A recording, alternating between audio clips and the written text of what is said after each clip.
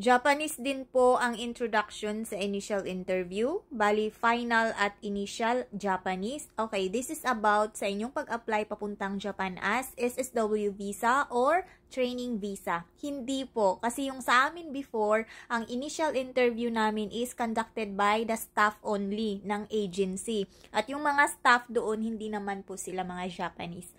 Filipina din, Filipino. So, ang initial interview, just a brief introduction sa inyong mga sarili, ganon. So, of course, just your background, yung inyong working experience, and then mga natapos ninyo, and then kung kumpleto ba kayo ng mga requirements na dala, may passport na ba, okay na ba lahat, mga TOR, and then, ano pa yung tinanong sa amin?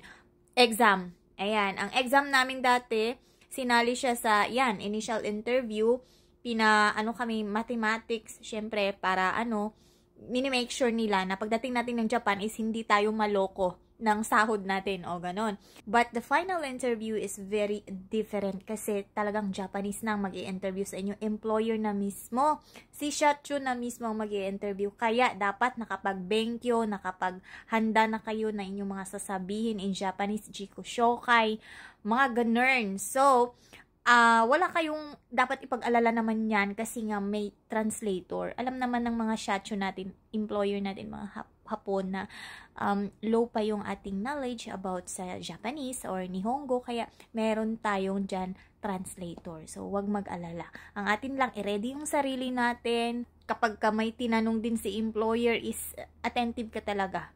No? Hindi yung ka pa sa sa bubong or sa ceiling na parang may binabasa ka diyan, hinihintay na isasagot mo. So dapat mentally talaga ready.